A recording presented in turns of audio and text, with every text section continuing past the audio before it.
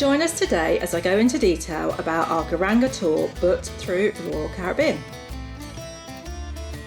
The tour was called Fjord Centre and Scenic Views and would last 3 hours 15 minutes, including travel time, and the tour would start at 11:30 a.m, 11:30. The activity level for this tour is described as being mild. We pre-booked this tour direct with the cruise line prior to the trip, and it cost £151.40 for the two of us. I can't remember the exact day, but our tickets were delivered to our stateroom prior to the day of the tour. We had to check in for the tour and meet our tour group in the Royal Theatre at 11 a.m. We did pop there a little earlier and ask if we could check in now and then meet them by the bus so that we were able to have a wander around the port area first, but this sadly wasn't possible. I have considered this when booking excursions on our next cruise. I've booked earlier excursions so we can have some time in port after the tour. As it happened, we had arrived in port at about 7 a.m, so if we had got organised earlier in the morning, we could have had a wander and then got back on the ship, but it was a bit of faffing about, and as this was our first excursion booked through the cruise company, we didn't know the limitations. So anyway, we check into the theatre at 11 a.m and were given a sticker to pop on our coats that showed which group we were in. There were obviously a lot of tours leaving at the same time, so for argument's sake, let's say we were group 16. So when our time arrived to head off, there was a member of the excursion team with a paddle with a number 16 on, which they held up. The team member led us down the stairs to the gangway and off the ship to our coach. As a minimum, you need your room card with you to get back onto the ship, but to be honest, we also take our passport with us just in case of any issues, like needing medical assistance while on land, which would mean we wouldn't get back onto the ship. After just 5 or 10 minutes on the bus, our first stop was the Geiranger Fjord Centre. This was our first negative really, well, our biggest negative. For able-bodied people, this was probably a 30-minute uphill walk from the ship, but we spent the longest here of all our stops. Everyone I heard comment agreed this stop should have been much shorter to allow us to enjoy the last stop for longer. But we watched a pleasant slideshow and used the toilet. There was also an exhibit showing fjord life, but like most people, we headed out. We just wanted to get back on the bus and move on to the views we'd paid to see.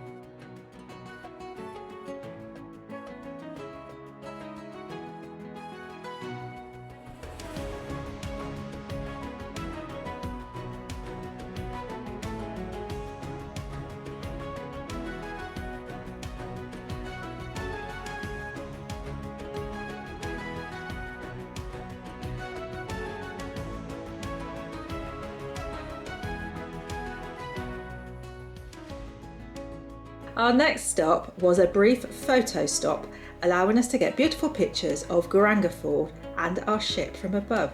The views were absolutely amazing.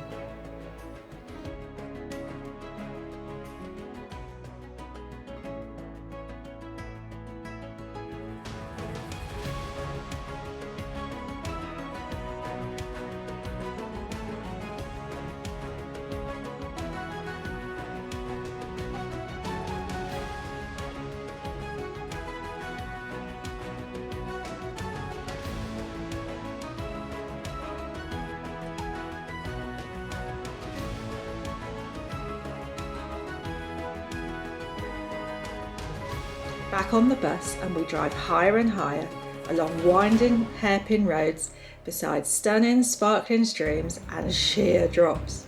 The tour is becoming more valuable by the minute.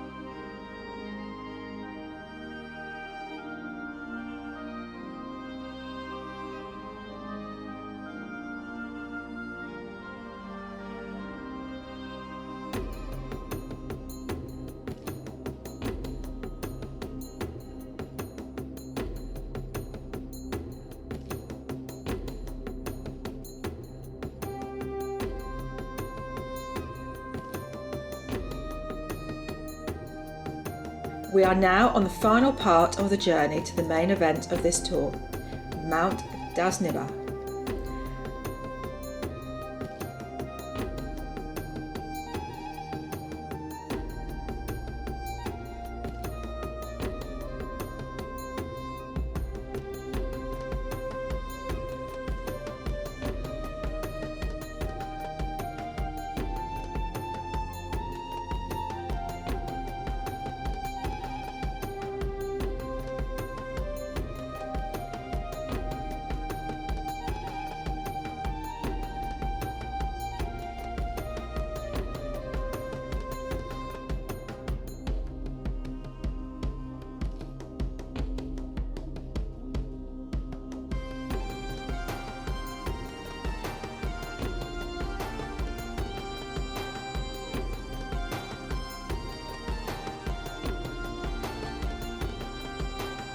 Mount Dalsnibba has the title of providing Europe's highest fjord view by road at 1500 metres. There is a skywalk on Mount Dalsnibba to assist with appreciating these wonderful views, and we could indeed see our ship down in Fjord from the top of Mount Dalsnibba. At the top were benches, a shop with food and drink and toilets. Our tour guide recommended the cinnamon buns, and he wasn't wrong. They were probably the best I've ever tasted. Sadly, we had a very short time at this amazing stop and had to woof down the cinnamon bun and take the coffee back on the bus with us. Had we just had 15 minutes extra from the visitor centre time to our time up here with this tour, we would have easily given it a 10 out of 10. But saying that, we would do it again and we'd recommend it as the views were spectacular.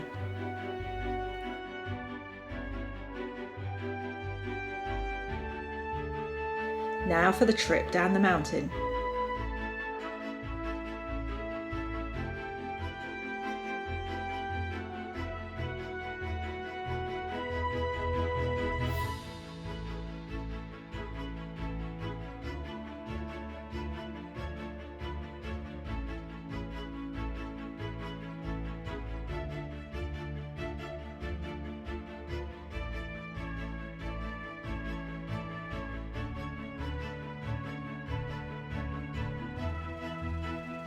So here is where we're suddenly under pressure.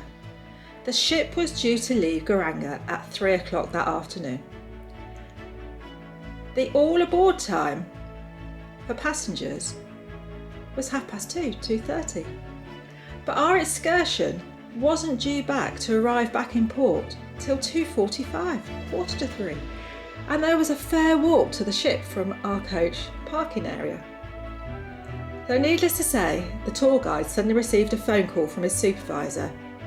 "Where are you? The ship's getting ready to leave." All I can say is I'm pleased we were on an excursion booked through the cruise. They were obliged to wait for us and the other coach in the same situation. Once the coach has arrived in port, we hurried back to the ship, but I certainly felt like we were doing the walk of shame. Everyone was looking over the edges of the ship at us latecomers, and we were met at the door by all the senior officers. It certainly added to the memory of this great excursion.